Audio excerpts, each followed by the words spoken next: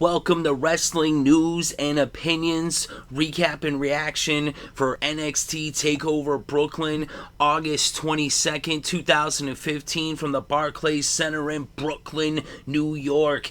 And to start off the evening, we had Jushin Thunder Liger versus Tyler Breeze. That's right, the legend Jushin Thunder Liger. Triple H started off the event by giving a nice emotional speech to the crowd, giving a lot of love to the fans, giving them the credit for everything that NXT has built up to, and this match right here was surely given back. It was a huge entrance by Tyler Breeze.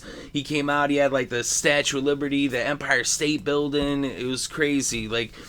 So he came out, and I'll tell you, Tyler Breeze is very talented, but I cannot stand him. His character, that guy, I freaking hate him. And you're supposed to. That's how bad guys are supposed to be. That's a heel. I can't stand the guy, and he is good at what he does, because I really cannot stand him. I like to boo against him.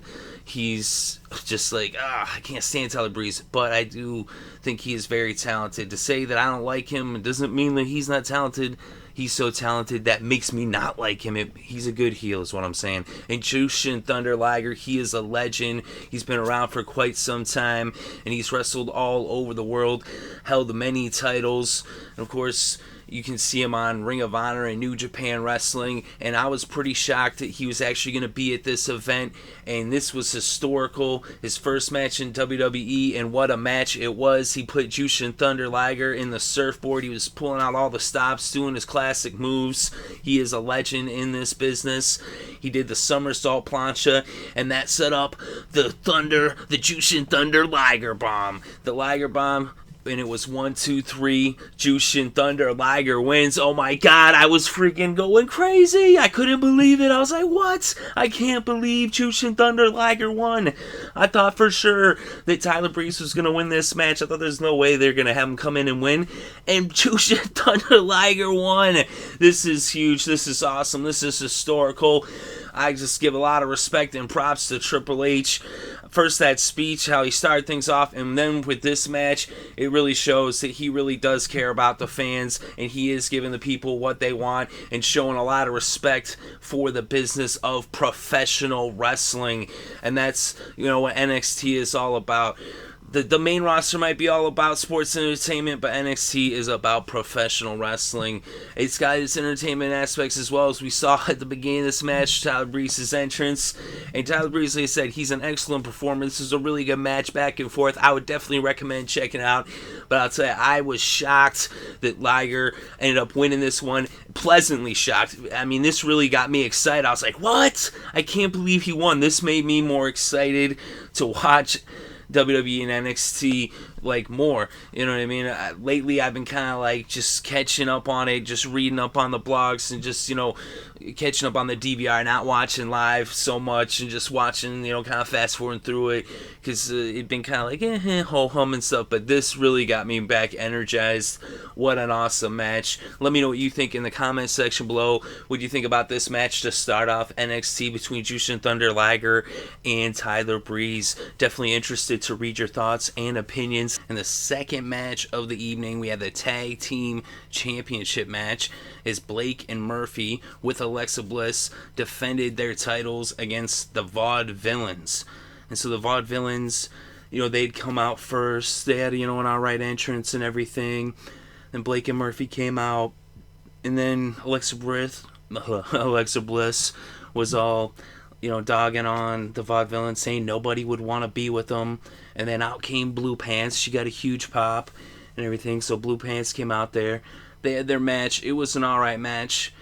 And then at the end of the match, you had, Alexa Bliss come in and try to distract the Vaudevillians, because that's kind of the running thing with Blake and Murphy, is that ever since Alexa Bliss joined up with them, that she's been the one that's been, distracting the opponents to keep the belts on Blake and Murphy, even though Blake and Murphy really don't even need her, because they're very talented as it is. Even though I'm not any Blake and Murphy fan by any stretch of the imagination, I actually wish Enzo and Big Cass would have got the titles off of them previously, but we'll get back to that in a moment.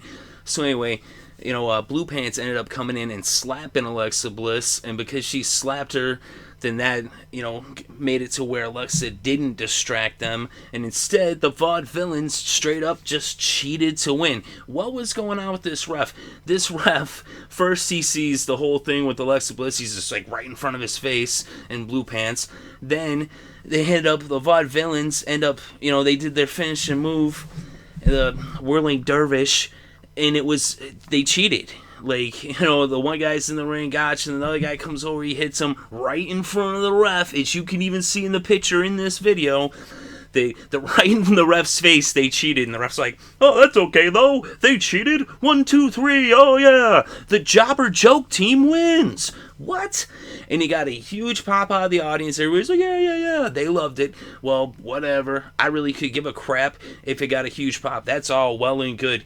Hey, WWE puts belts on chumps all the time, and it gets big pops. But then where does it go? It goes nowhere. Why do you think the friggin' ratings are at an all-time low?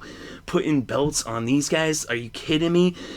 It don't make no sense to me that Enzo and Big Cass didn't win the belts off Blake and Murphy, but then the Vaudevillains, a joke, a mid-card team. I mean, they're jobbers, and that's their whole gimmick, is they're jobbers. And then and their gimmick as it is a straight rip-off from Matt Classic. They're just ripping off Matt Classic with their gimmick. It's gimmick infringement, first off.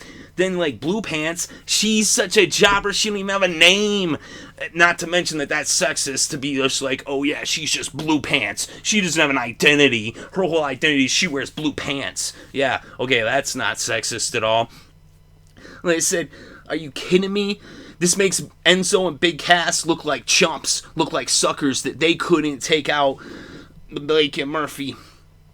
And it makes Carmella look bad too, because Carmella couldn't handle Alexa Bliss, and so then Enzo and Big Cass, I guess they're just chumps, because these losers, the Jobber Squad, ended up getting the tag titles in Brooklyn. How much iller would it have been if you had Enzo and Big Cass? It would have been the pop would have been, if not the same, even bigger.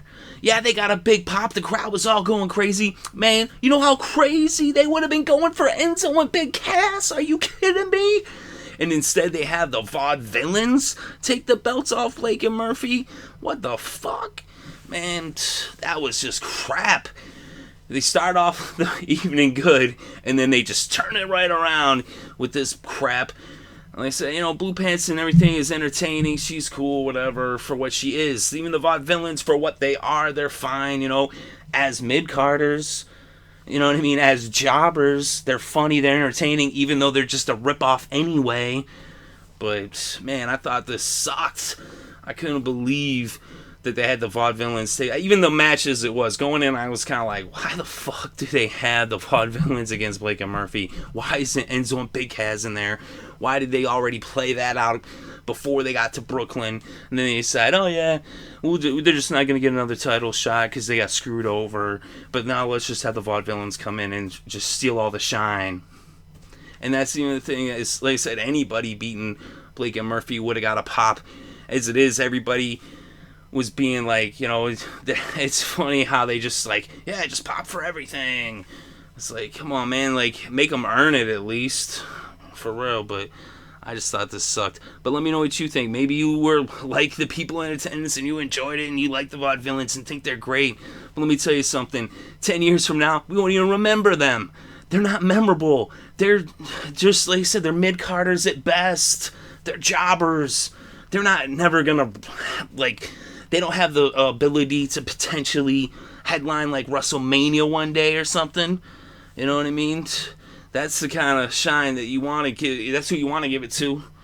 Enzo and Big Cass, that's Shawn Michaels and Diesel. For real. They're both on the come up, done right, treated right if they don't screw them up. But they just right here, like I said, they didn't even wrestle in this match, and they got made to look like chumps because they couldn't take the belts off Blake and Murphy, but these chumps did.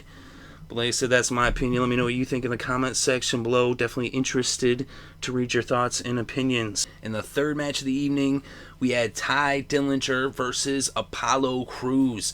And Apollo Crews making his debut. And I'll tell you, Apollo Crews is very impressive. Dillinger is very talented. He's got the new gimmick, the Perfect 10. I think it's actually a good fit for him. I think he's a good heel. I think he's very underrated. But Apollo Crews, he is a superstar. Apollo Crews, he ended up winning this match with a very impressive gorilla press, and then he ended up doing a somersault, and it was crazy. Standing somersault moonsault, and he won 1, 2, 3. It was awesome. And Apollo Crews, like I said, he is a superstar. Ooh-ha Nation. You can hear some of the people there saying, ooh-ha, ooh-ha. You know, they know who he is, and I'll tell you what, I would like to see him up on the main roster. I'd like to see Apollo Crews versus Seth Rollins. I wish that was the match, even though, you know, John Cena's the man and everything, but Apollo Crews, I'm telling you, in my opinion, he's got a bright future in WWE. I just hope they treat him right, and they, you know, give him the right matches and put him on the right path, because he is very talented. Like I said, he's a superstar. Dillinger, I think, is really good as well. I thought he did a great job in this match as the heel, and I thought, you know, he's just getting better and better. I already thought he was pretty good, but this was one of, you know, it was a really good match by Dillinger. I thought he did an excellent job, but Apollo Crews, he's just amazing with his power and his speed, his versatility. He's a complete, total package. Even more so than Lex Luger. Back in the day, Lex Luger was the total package. But Apollo Crews, he's the real deal. I mean, like I said, I'd like to see him go against Seth Rollins. I'd like to see him up on the main roster. I'd like to see him in not only the NXT title picture, I'd like to see him maybe go after the IC belt and eventually go after the WWE World Heavyweight Championship. I really believe in Apollo Crews, and I really think that he would make an awesome champion one day in the future. That's what I think anyway. Let me know what you think in the comment section below. Definitely interested to read your thoughts and opinions. Fourth match of the evening, we had Samoa Joe versus Baron Corbin. So we had two big guys. Baron Corbin, he hasn't really been tested so much as he's just been blowing through the competition in NXT. He's almost like NXT's version of Goldberg. And Samoa Joe is a legend. He's, you know, very well known throughout the world for all the excellent wrestling he's done over the past decade. And so here is, you know, Baron Corbin. He's like a big fish in a small pond. Well, Samoa Joe is a whale. He's so big, when he gets in the pond, all the water leaves. So here we had Baron Corbin, who's been wrestling, you know, short matches. They even said he doesn't get paid by the hour. Usually he just goes through the competition with the quickness. Even Rhino, he took out pretty quick. That had been pretty much his toughest opponent thus far. But then here we go against Samoa Joe. They got in a knockdown, drag-out brawl. It was some real, you know, physical, you know, battle. Samoa Joe doing some pretty impressive kicks.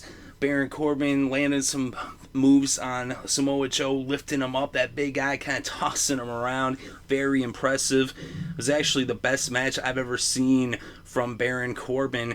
And this is a match right here. This is how you get both guys over in a match. This is how it's done right here. After the match, I actually had more, you know, respect for both of these guys.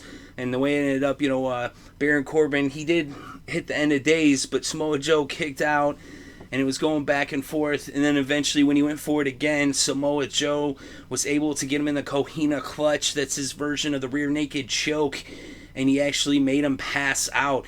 So that was pretty cool. You know, it didn't end in a pin. He didn't pin him to the mat.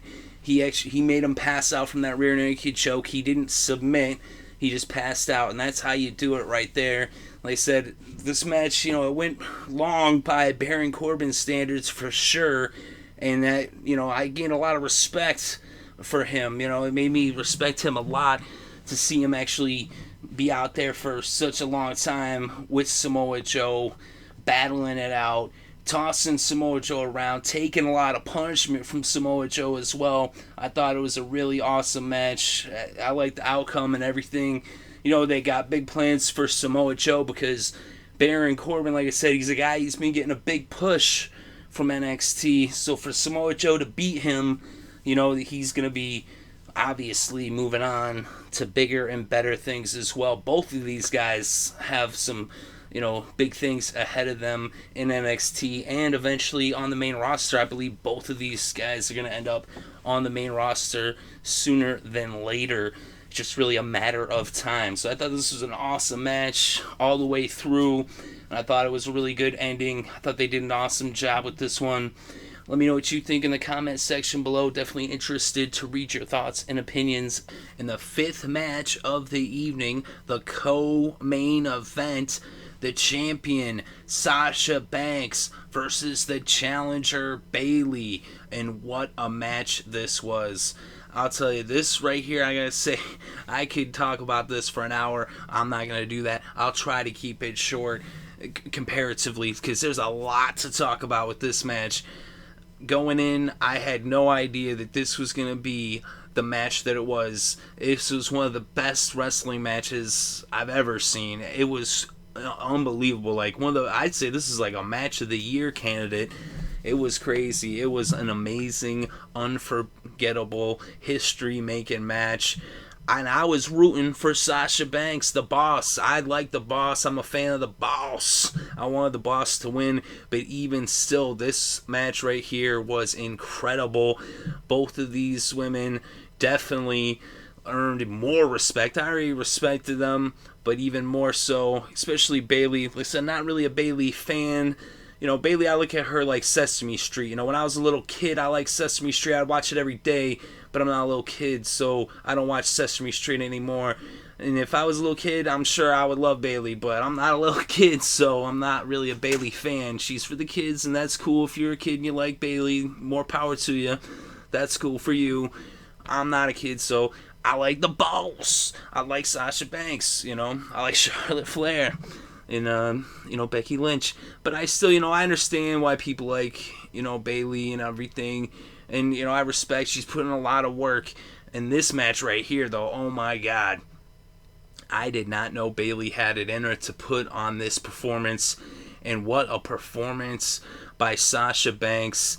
Said this match was incredible, a lot of emotion, even at the beginning when they were telling, the story of how we got to this point and everything. It was, a very underdog, Cinderella emotional story for Bayley. And of course, Sasha Banks is the boss. They said that's who I was going for. She had a real good entrance there. Came out, looking like the boss that she is. And so they got it underway. They're mixing up, Bayley, she had the headband, the Dusty Rhodes polka dots, the black and yellow, and then she had the wristbands. When she took that off, she also had the wristbands as she wrestled the match, giving the tribute to Dusty Rhodes, which earlier William Regal actually had announced that they're going to have like a superstar tag team tournament going from September 2nd to August 7th when they have the next NXT Takeover. But anyway, back to this match.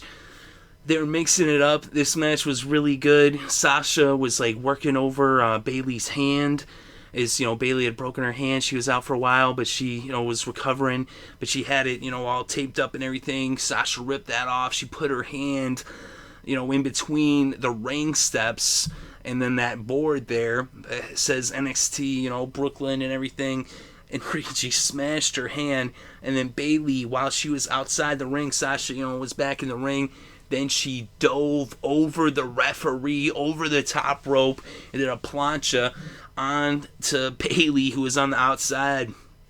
That was crazy. I'll tell you, the crowd was electric for this match, too. They were going nuts throughout the whole match.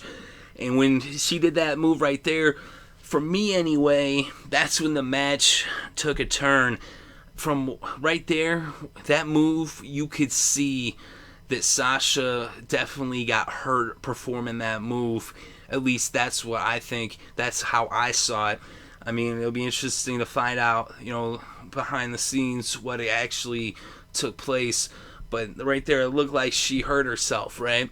So she did this crazy plancha over the referee onto Bayley outside the ring.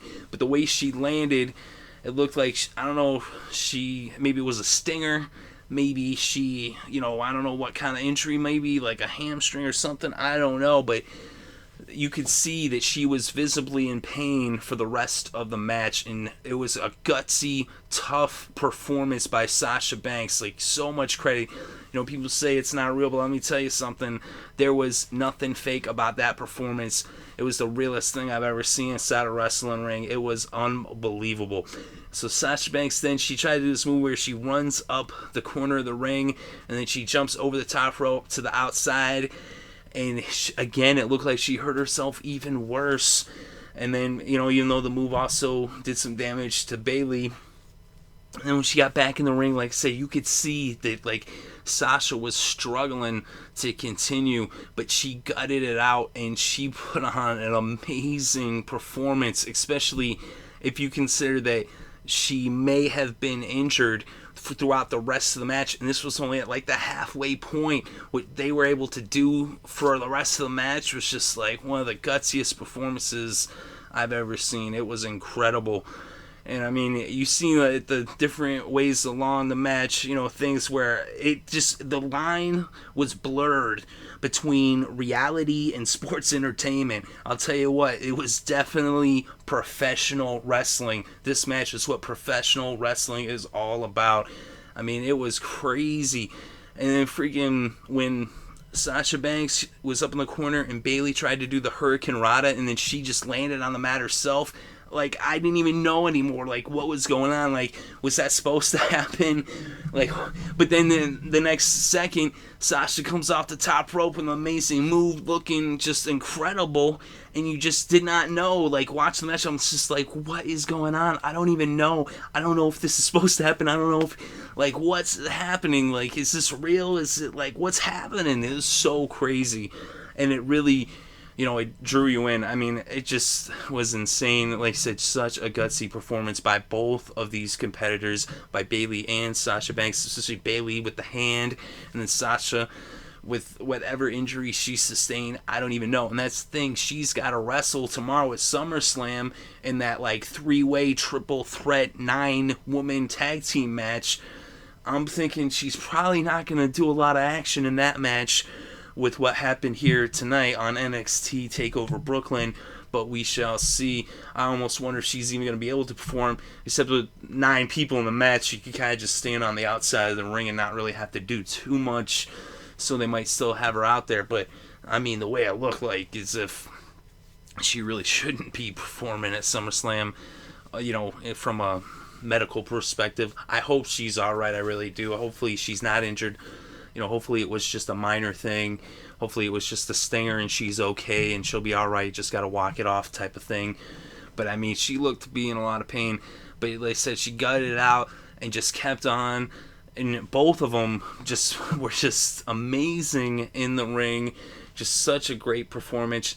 You know, Sasha Banks ended up getting the bank statement, and Bayley reversed it. It was just crazy. Just the whole match it really drew you in.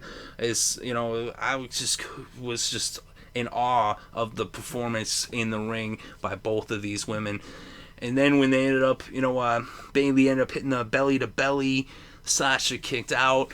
Then she got over in the corner again, and this time she did get her with that Hurricane Rana at the top rope. That was insane. I was just like, holy shit. I couldn't believe it. I was like, oh my god.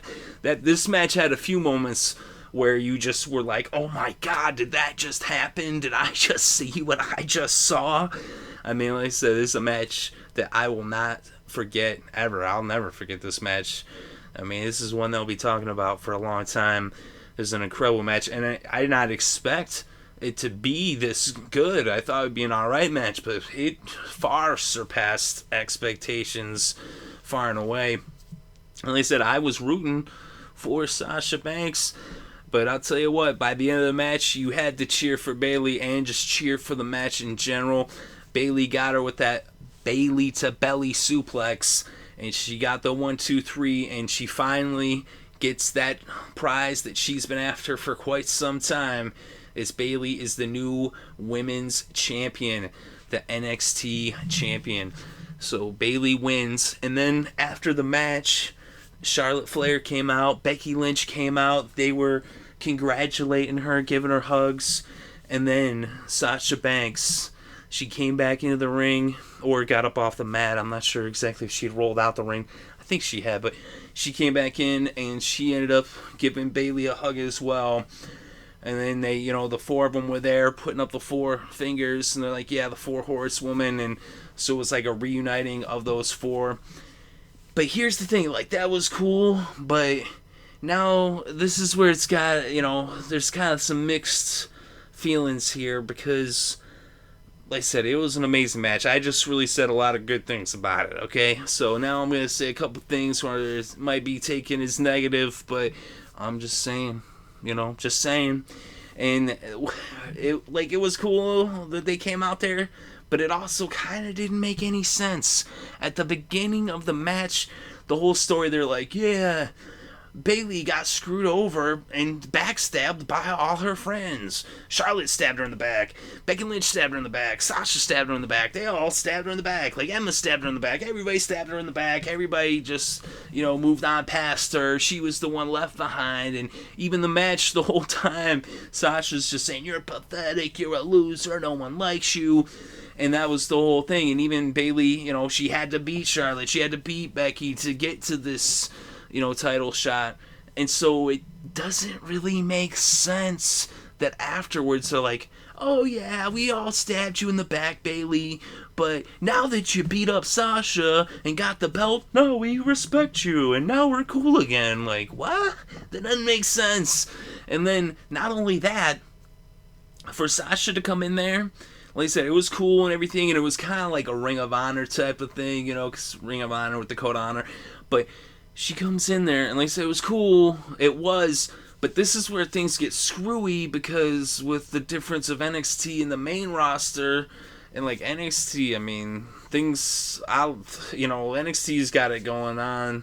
NXT's doing a really good job. I think it's actually putting on a better show than, a lot of the stuff we see on the main roster, because the main roster seems to have no consistency or coherency, their continuity, and that's right here what they just did. It was like, what?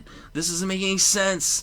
How is it that the four of them are in the ring? That's another thing too. They showed Naomi and they showed Tamina that were at ringside. Why didn't they interfere? That don't make sense. It don't make sense that Naomi and Tamina were ringside, but then they did not help out Sasha at all. Makes no sense. Not only that, then at the end, it's like, what is Sasha just saying? Like, you guys didn't help me, screw you, now I'm down with them? Like, so then is Sasha gonna make a turn on Tamina and Naomi at SummerSlam? But she's in a match against Charlotte and Becky at SummerSlam. It's a 9-woman match, and it's like 3-on-3-on-3. That match there where you got PCB, Team BAD, and then you got the Bellas with Alicia Fox. I don't even know what they call them. But, how does that make sense? They're like, hey, yeah, tomorrow we're going to be beating up on each other, but right now we're breaking kayfabe. And I mean, kayfabe's dead and everything. It actually kind of almost had a feel of the Click moment when, with the Click, when Diesel and Razor were leaving to go be the NWO, and then, Hunter came out there, and Shawn Michaels and everything, which is kind of interesting, because then Hunter, the whole history behind that, how that, like, hurt Hunter a lot behind the scenes and kept him out of the title picture for a lot of years because of that instance. And so then now, for him to be in charge, he's like, yeah, go ahead, go do that. And now he's in charge, he can let them do stuff like this. But it doesn't make sense, though, that, they're in a match tomorrow night going against each other as rivals, yet tonight they're like, yeah, we're the Four Horsewomen, we're like this ill fucking clique, but tomorrow we don't even know each other. Tomorrow it's PCB and BAD, and who are the Four Horsewomen? We don't know, we've got selective amnesia. Like, what? Like, as if we're all so dumb. That's like treating us like morons, you know what I mean? But other than that, though, it was a really great match. I mean, this is just kind of like after the match and, like, besides the match. And I don't want to, have that put any kind of negative tint on such a great match and such a great performance, especially by Sasha Banks and by Bayley. Both of them just amazing performances, just incredible work. Just they really laid it all on the line and did an excellent job. It was a crazy match, a gutsy performance by both of them, and just something that like I said, I think it should win a Slammy for match of the year.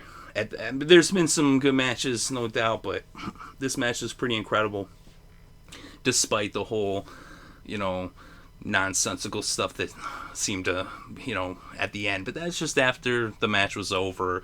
That was they'd already shown a couple replay clips at that point. But let me know what you think in the comments section below. Definitely interested to read your thoughts and opinions. What do you think about the match? What do you think about the way afterwards with the celebration? Like I said, I did enjoy it as separate of I had to kind of just suspend just for it was like I said, this match had the the line of reality and entertainment blurred quite a bit, so you kind of had to suspend the entertainment of it for a moment to just enjoy the real moment of the four of them, which was cool.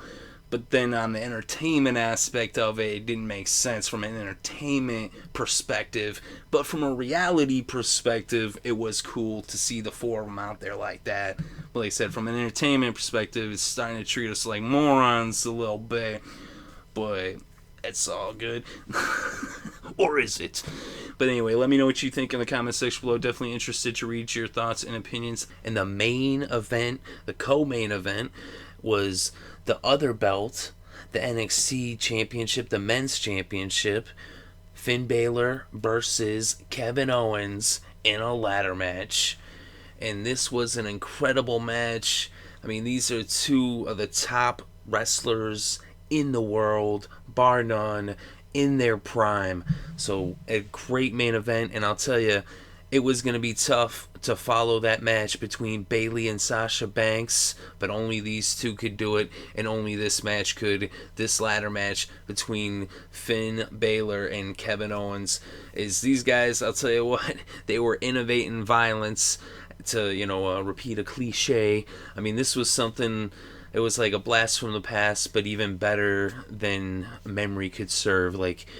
Going back to the great ladder matches throughout wrestling, even looking back to the ECW days, then even the ladder matches in WrestleMania history, there's been quite a few, and they've been really excellent. But this match right here, I'll tell you what, I was saying that the Bayley-Sasha Banks match could be, deserving of a Slammy for Match of the Year. This match right here would be nominated as well. It was an excellent way to cap off an excellent evening of wrestling. This event was top-notch, definitely a must-see for all wrestling fans. I would say definitely check it out. In the beginning of the match, there was actually something that will address the elephant in the room. You saw the audience, everybody was distracted, it seemed. They were looking off to the side. Of course, they didn't, make any mention of it. They didn't acknowledge it. But what it was there was a couple of fans, they tried to throw some streamers into the ring for Finn Balor.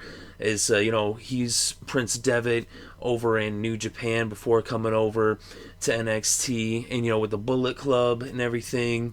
You saw some people in the crowd actually with Bullet Club shirts, which you should check out the Hoots on MLW Radio. They drop that every Saturday. But anyway, so there also was shirts that said Balor Club, because he was the leader of the Bullet Club. He actually was on the Hoots podcast, Talking Shop, just a couple weeks ago. So he was on that podcast, talking about their days back in New Japan. And that's the thing they do over in New Japan, is they throw the streamers in the ring, especially for the Bullet Club when they come out and everything. And they also, Ring of Honor does some talent sharing with New Japan, and they do the same thing. When the Young Bucks are out there, Machine Gun Anderson and Lou Gallows come out there, they be throwing the streamers, Tamatanga and everybody, the Bullet Club. So anyway, these fans tried to throw the streamers. Apparently they missed. They didn't do a good job of it. And so then everybody started chanting that they can't throw. Then the security went over there to eject them. But then, people were upset about that, and everybody's paying attention. But then apparently they let them back in. And so then everybody was all excited and glad that, they didn't get kicked out actually. So that was, what happened there. But anyways, in this match, it was crazy. It was incredible. They made great use of the ladders. I tell you, like, if you haven't seen this match, definitely go check it out. If you have the WWE Network, what are you waiting for? You should have already watched it. And if you haven't, stop listening to me right now and go watch it.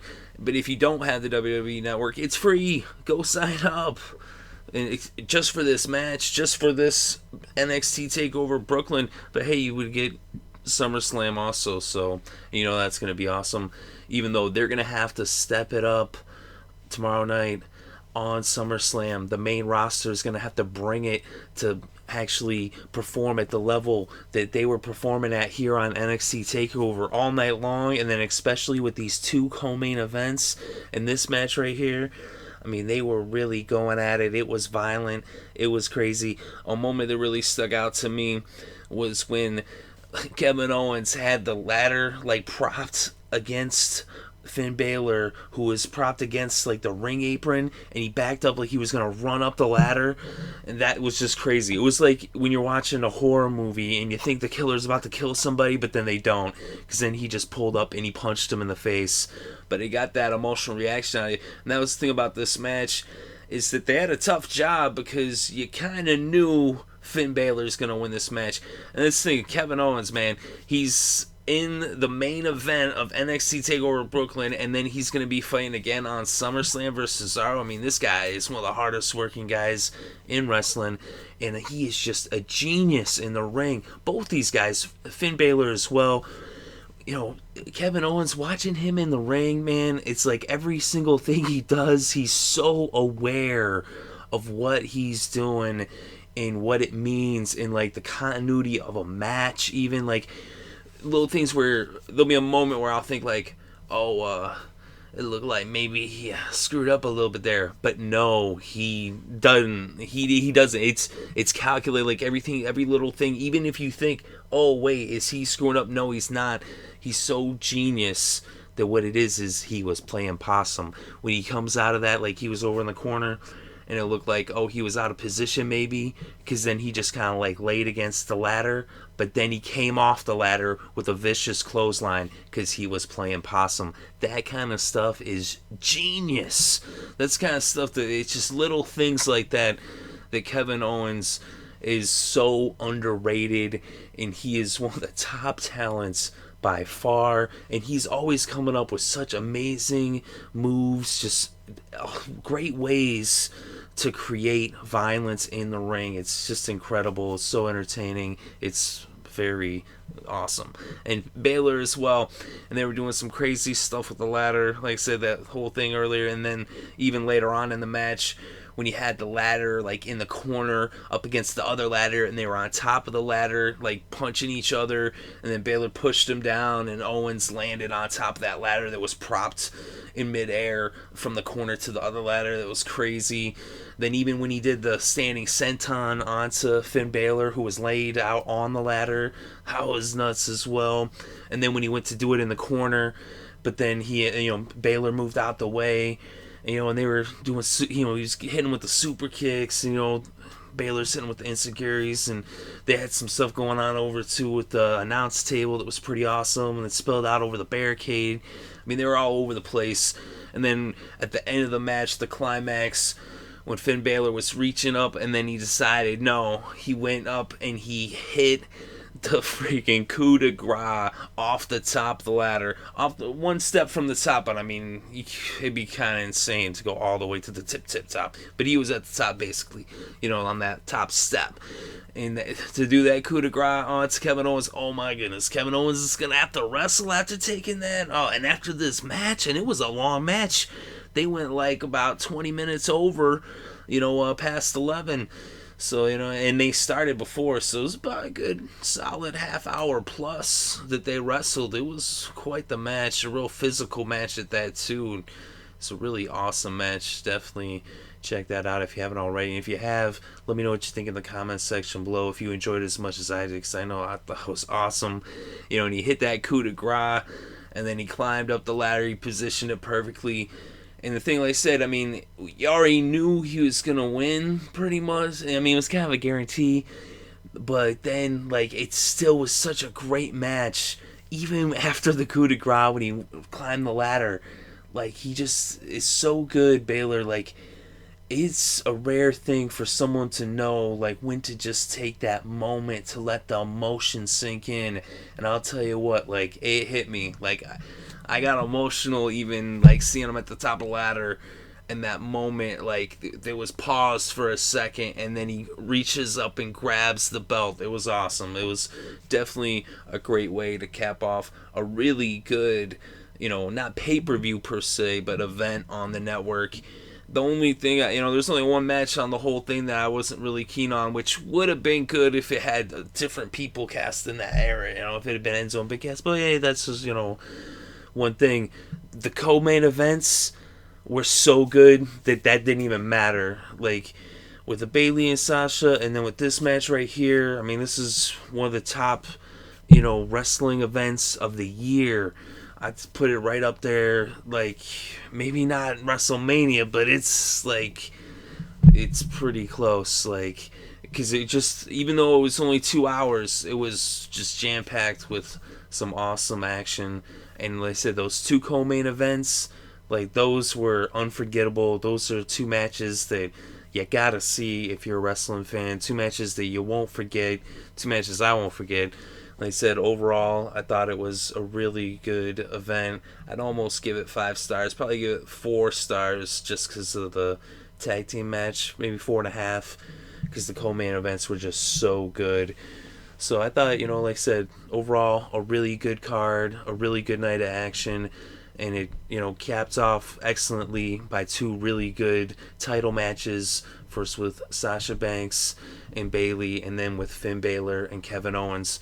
So that's what I thought about. I thought it was awesome. Let me know what you think in the comment section below. Definitely interested to read your thoughts and opinions. Thank you very much for listening. It is appreciated.